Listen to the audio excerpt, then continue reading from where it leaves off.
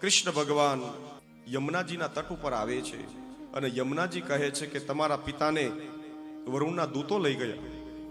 કદમના ઝાડ ઉપર ચડીને એવો કૂદકો મારે છે અને યમુનાજીમાં જાય છે.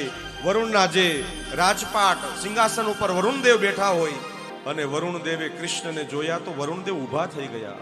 ક્યાં તો સાક્ષાત પરબ્રહ્મ આવ્યા. પોતાના એ સિંહાસન ઉપર બેસાડીને વરુણદેવ પ્રાર્થના કરે કે આજ અહો ભાગ્ય તમે અમારે ત્યાં આવ્યા છો. પગમાં બેસીને પગ પૂજે છે. આ બધું દ્રશ્ય જોવે છે નંદ બાબા. નંદ બાબા કે આ મારો કાનુડો આટલા મોટા મોટા દેવતાઓ એના પગ દાબે છે, એને પગે લાગે છે, આ કઈ રીતે બની શકે? નંદ બાબા મનમાં વિચાર કરે. કૃષ્ણ એમ કહે કે વરુણદેવ તમે મારા પિતાને તમે લઈને આવ્યા છો? કે હા. વરુણદેવ કહે કે તમારા પિતા છે, મારાથી અપરાધ થયો પણ એના જોગે તમારા દર્શન અમને થયા, અમે માફી માંગીએ છીએ અને તમને પગે લાગીએ છીએ. એટલું જોતા ત્યાંથી નીકળે છે કૃષ્ણ. નંદ બાબાને કહે છે કે ચલો આ બધું તો ઠીક, પણ તમે આ કોઈને બાબા કોઈને કહેતા નહીં તમે કે આવી રીતે આ બધું કર્યું છે. પણ નંદ બાબા મનમાં વિચાર કરે કે આ કોઈ દેવ પુરુષ છો, તમને આ બધા પગે લાગે છે? બાબા તમે કોઈને કહેતા નહીં, આ ધ્યાન રાખજો. હજી બહાર નીકળ્યા યમુનાજીથી બધા ગામના જનો હતા. યશોદાજીને ઘરે આવીને કહે છે કે સાંભળ્યું કે આવું આવું થયું હતું, પણ એક કામ કર, કોઈને કહેતી નહીં. આ યશોદામાં રોહિણીને કહે છે, રોહિણીને પણ કીધું કોઈને કહેતી નહીં. એમ આખા ગામમાં વાત થઈ ગઈ છે, કઈ કોઈને કહેતા નહીં. સમય જતા બધા ઓળખ્યા છે વ્રજની અંદર કે કાના તું ભલે અમને કહે છો તું ભગવાન નથી, પણ તું જ ભગવાન છો. હવે તું અમને સાચું કહી દી ને, તું કોણ છો?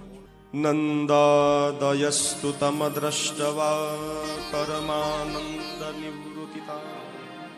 નંદ દયસ્તુ તમ દ્રષ્ટવા કે હે કૃષ્ણ હવે તું ન છુપાવ, હવે તો મારી સામો આવી જા. તું ભગવાન છો કે નહીં સાચું બોલી જા તું. કૃષ્ણ એમ કહે હું ભગવાન હોઉં કે નો હોઉં, બોલો શું કરવું છે તમારે? ગામના જનો કહે કે તું ભલે જે કાંઈ હો, અમે કાંઈ નહીં કરીએ, પણ અમે તારી હારે રહેશું. તું ભલે કાંઈ પણ હો, મિત્ર હો, ભગવાન હો, મનુષ્ય હો, કોઈ પણ હો, પણ તું ક્યાંથી આવ્યો છે એ તો કે અમને. એક કામ કરો, પેલા બ્રહ્મકુંડમાં તમે સ્નાન કરો. સ્નાન કરતા જ તમને હું ક્યાંથી આવ્યો છું તમને હું દેખાડી દઉં. એ બધા વ્રજવાસીઓ બ્રહ્મકુંડમાં સ્નાન કરીને હજી બહાર નીકળે છે ત્યાં તો સાક્ષાત કૃષ્ણમ ચ તત્રમ દોભિઃ સ્તુયમાન સુવિસ્મતા. સામે આખું વૈકુંઠ. એની જે શોભા જોઈને બધા વ્રજવાસીઓ ગામડાના ભોળા મનમાં વિચાર કરવા લાગ્યા, ઓહો ક્યાં આવી ગયા? બધા એકબીજા આમ વિચાર કરે છે કે કૃષ્ણની સાથે રેજો બેજા નકર ખોવાઈ જાઓ. અને બે હાથવાળા નહીં, વૈકુંઠમાં બધા ચાર હાથવાળા. અને કોઈકને કીધું જય શ્રી કૃષ્ણ, કઈ જવાબ ન મળ્યો. આમ અવાજ ચૂપ કરો, શાંતિ રાખો, ભગવાન સૂતા છે. આમ અવાજ કર્યો પાર્ષદે.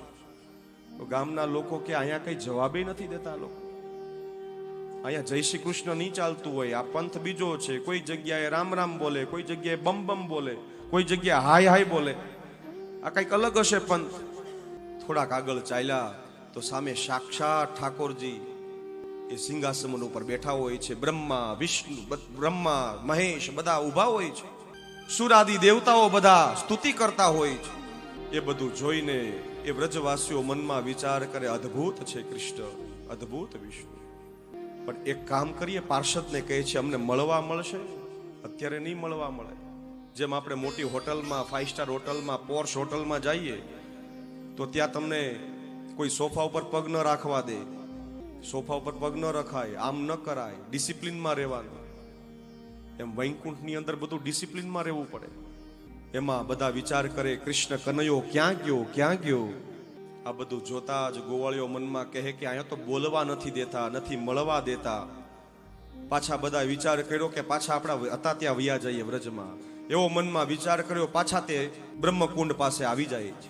અને ત્યાં જ કૃષ્ણ વાંસળી વગાડતા હોય છે. એ કૃષ્ણનું સ્વરૂપ જોયું. આ કૃષ્ણ બધું કરી શકે. સ્તુયમાનમ સુવિસ્મતા. ખૂબ સુંદર. તું અહીંથી આવે છો એમને કાના? કે હા. તું વૈકુંઠમાં બેસીને, તમે જોજો ભગવાન વૈકુંઠમાં બેસીને આખી દુનિયાને નચાવે છે. અને વ્રજની અંદર એક ગોપી છાસને કારણે એને નચાવે. ભક્તિર નૃત્યતિ યત્ર ચહ. કાના તને છાસ પીવડાવીશ, એક ઠુમકું મારા અહીંયા, તો કૃષ્ણ નાચે છે. એ કૃષ્ણ કૃષ્ણ પૂછે છે તમને મજા આવી, કેવું લાગ્યું હું આવ્યો ત્યાંથી? બહુ સરસ હો, ત્યાં આટલું બધું અદ્ભુત દિવ્ય ભવ્ય, ત્યાં તો બ્રહ્મા શિવ બધા સ્તુતિઓ કરે છે. પણ એક વાત કહું કાના, તું ખોટું ન લગાડતો, અમને મજા ના આવે.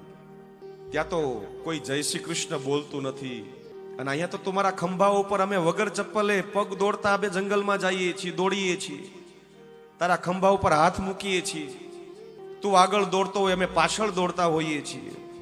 પણ વ્રજમાં ઉઘાડા પગે ચાલે એ કૃષ્ણ બધા માટે લડે છે, બધા સાથે હળે છે, મળે છે.